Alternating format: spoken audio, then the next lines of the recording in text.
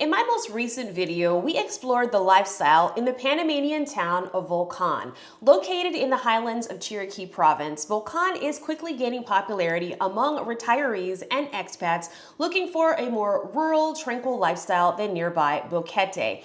And after getting to know a little bit more about the town, I found that it actually is a wonderful place to retire, but for the right person. So depending upon what you're looking for, Volcán is an excellent option, but of course, like anywhere, there are some pros and some cons. And so that's what we're gonna break down in today's video. And stick around until the end because one of the cons, in my personal opinion, could be a deal breaker for most retirees. Welcome back to Almost Retired Abroad. If you're new here, I'm Kimberly, and on this channel, we talk about living, traveling, and working abroad. And I can definitely understand why people are wanting to move to Volcán. One of the things, though, that I find really interesting about Volcán is that some of the pros could also be considered cons. Or deal breakers for some people. So it's a really interesting dynamic mix. I will say, spoiler alert, I'm not moving to Volcán because it's not necessarily the right place for me. I think I could totally see myself going there on vacation, staying for a couple weeks, just to enjoy some peace and tranquility, but it's not necessarily a place that I'd want to live long term. And it's because of some of these pros and cons, which we're going to go ahead and get to. So let's just go ahead and get started with the list. So the first thing is the weather. So in a previous video, we talked about how Volcán is known more for that kind of eternal fall type of climate, having milder temperatures most of the year, not really having a need for heat and air conditioning. Typically people will just put on an extra blanket or a sweatshirt at night, but for the most part, the temperatures are mild year-round. However, there is a significant amount of rainfall in Volcán. While yes, there is a rainy season in Panama, the rainy season in Volcán is typically May to December, with October to November being the absolute rainiest months. And the average annual rainfall in Volcán is 123 inches, which is a lot of rain. I mean, if you want to put this in perspective, we can compare it to what we would normally consider a pretty rainy city, Seattle, Washington, which on average typically has about 37 to 38 inches of rain per year.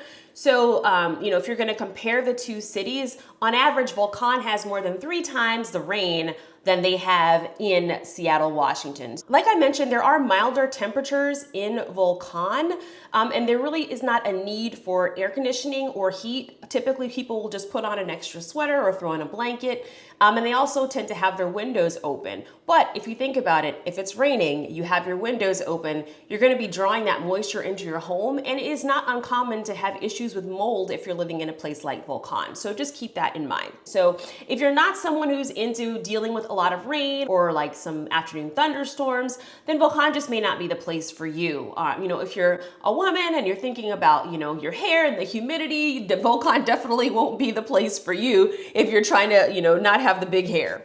Okay, so the next one on the list is location. So Volcán is located in the highlands of Chiriquí province, and it is at a higher elevation than Boquete, about 1,000 meters higher, which is about 3,200 feet higher than Boquete, which is also, again, why those temperatures are cooler and also why there is more rain. It is also more rural than Boquete. Boquete has a more it feels more like a suburb as far as the amount of things there are to do, the restaurants, the shops, and things that are going on. It's more busy and bustling.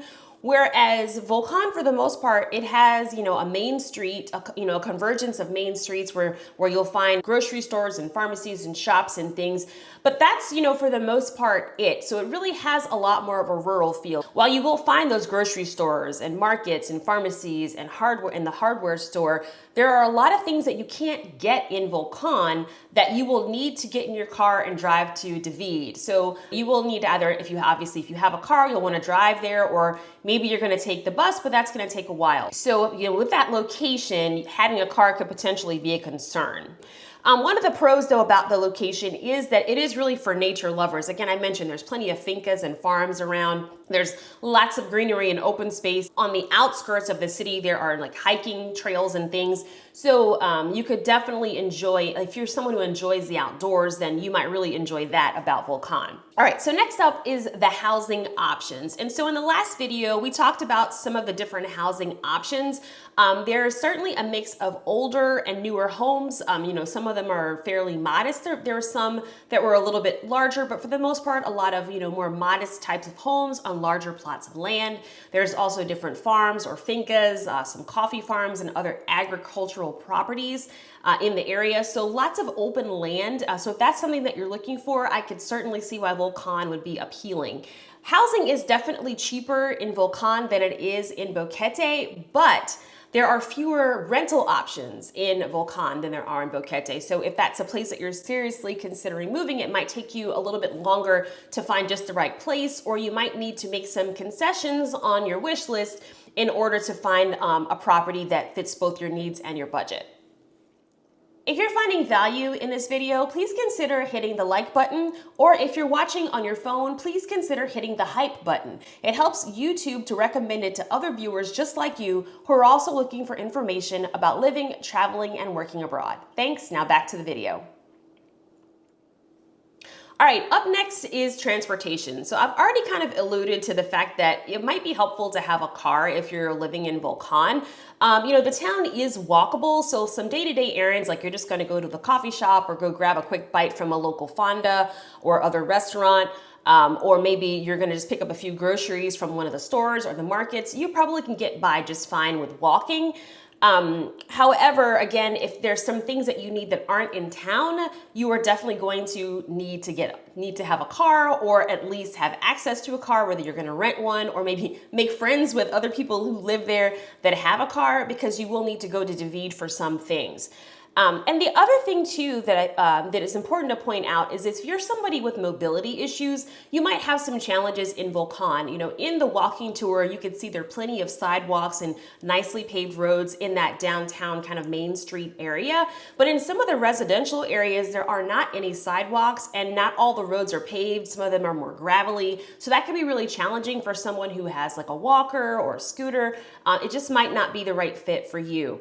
Another reason why you might want to have a car is that you might want to do day trips to some of the other nearby towns. I mean, there's some really beautiful towns around the area, like Cordillera, for example. They have all kinds of beautiful waterfalls. And so if you wanted to just go for a hike and just kind of enjoy the day in nature and seeing that, you definitely want to have a car. Or maybe if you want to go visit Boquete for the day, it's just a lot easier if you have a car. All right, so the next thing is internet and infrastructure. And so while there generally is good cell phone and internet coverage in Volcán, I did have issues with the internet. So, if you're someone who's working remotely, or even if you're not working anymore, but maybe you want to make video calls back home to your friends, your family, your grandkids, you might have issues with the internet. For me personally, I was making calls with WhatsApp, and I found plenty of times where calls were either dropped, or I'm talking to the person and it's like I can hear them, but they can't hear me, and vice versa.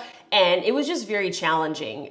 So if you are someone who needs a high-speed connection, Volcán may not be the place for you. So that's something to keep in mind, particularly, again, if you are thinking about still doing some remote work while you're living there, it might be challenging to be able to stay online.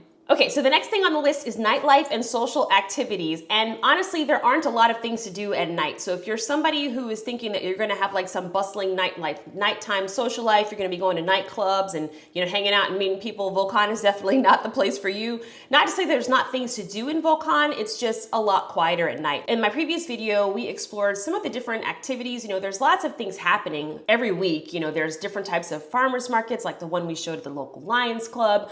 We went to like a community fair. We had a festival and a parade. So there's all kinds of activities going on. They're just more like family-oriented daytime type of activities. So again, if you're someone who's looking for a bustling nightlife and different types of urban nighttime amenities, Volcán is not going to be the kind of place for you. You'll probably be bored pretty quickly. And also, as it relates to the nightlife and the social activities, if you're someone who's moving there and you're alone, you're moving there as a single person, and you're not moving with a roommate or partner, it might feel a little bit isolating.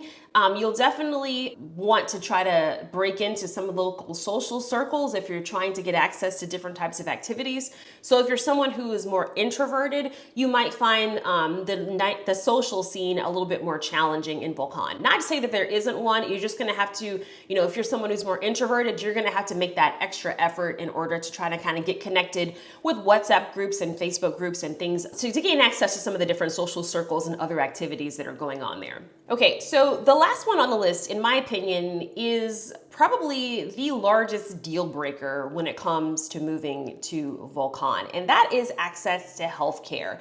And I kind of alluded to this in the last video.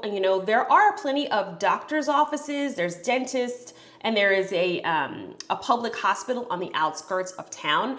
And so Volcán can meet some general healthcare needs, but if you are someone who needs to see a specialist for different types of health conditions, then Volcán just may not have what you're looking for. So certainly if you are someone who's concerned about healthcare and retirement, you want to do a deep dive on the research to see what types of specialists are available, because you might find yourself having to travel an hour away, to David to get access to certain types of healthcare. So for me personally, that's one of the main reasons why Volcán is a deal breaker. When I think about a place to retire, I think about a place where I can age in place, and healthcare is a huge factor in that. So obviously, you're going to find more access and options to a variety of specialty care in places like David or even Panama City.